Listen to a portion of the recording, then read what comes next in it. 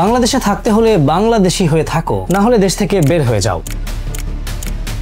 পাহাড়ে চলমান সংকট নিয়ে এই কথা যত সহজে বলা যায়, আসলে কি ততটা সহজ? কথার কনসিকুয়েন্স আর ভবিষ্যৎটাও তো বোঝা দরকার। সংঘাত নাকি সমঝোতা, কোনটা বেশি কার্যকর এই ক্ষেত্রে, সেটাও একটা প্রশ্ন।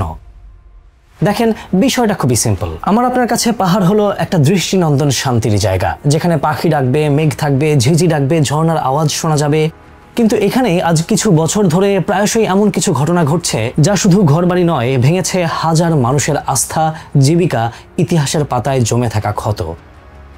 আজ আমরা একে একে খুঁজবো কি ঘটলো, কেন ঘটলো, আর সামনে এর ভবিষ্যৎ কনসিকুয়েন্সই বা কি হতে পারে। খাগড়াছড়ির গুইমারা এলাকায় কয়েকদিন আগে শুরু হয় উত্তেজনা। একটি কিশোরীকে ধর্ষণের অভিযোগ, এটাই ছিল ট্রিগার। অভিযোগ থেকে বিক্ষোভ, বিক্ষোভ থেকে সংঘর্ষ, আগুন, অবরোধ আর প্রাণহানির খবর ছড়িয়ে পড়ে দ্রুত। জেলা প্রশাসন আর নিরাপত্তা বাহিনী মোতায়েন হয়, কিন্তু ক্ষত তখন অনেকটাই গভীর হয়ে গিয়েছে।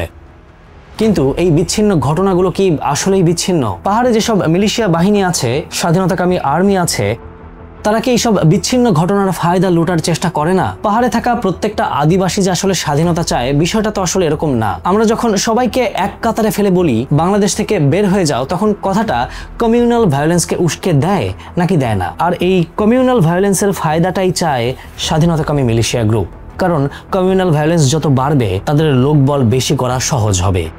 বিষয়টা খুবই সিম্পল, একটা ছোট বাচ্চারও বোঝার কথা, কিন্তু আমরা আবেগের বশে অনেক কথা না বুঝেই বলে ফেলি। আমরা আসলে বুঝি না এই সংঘাত তো হঠাৎ করেই আসেনি।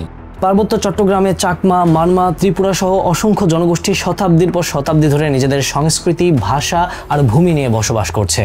কিন্তু ইতিহাস বলছে বসত নীতি, ভূমি বিতরণ আর প্রশাসনিক সিদ্ধান্তে তারা বারবার বঞ্চিত হয়েছে। 1997 সালের পার্বত্য শান্তি চুক্তি এই বঞ্চনার অবসান ঘটানোর জন্য করা হয়েছিল, কিন্তু আজও অনেক ধারা বাস্তবায়িত হয়নি। জমির মালিকানা অনিশ্চয়তা, সংখ্যালঘু সংখ্যাগরিষ্ঠ সম্পর্কের টানাপোড়ান, আর্থসামাজিক সুবিধার বৈষম্য, এই তিনটা আগুনে জ্বলছে একের পর এক ভায়োলেন্স। তাই অনেক ছোট ছোট ঘটনা মুহূর্তেই রূপ নেয় বিরাট বড় বড় সংঘাতে। এটা কেবল একটা ঘটনার প্রতিফলন না, বরং দীর্ঘকালের অমীমাংসিত সমস্যার বহিঃপ্রকাশ।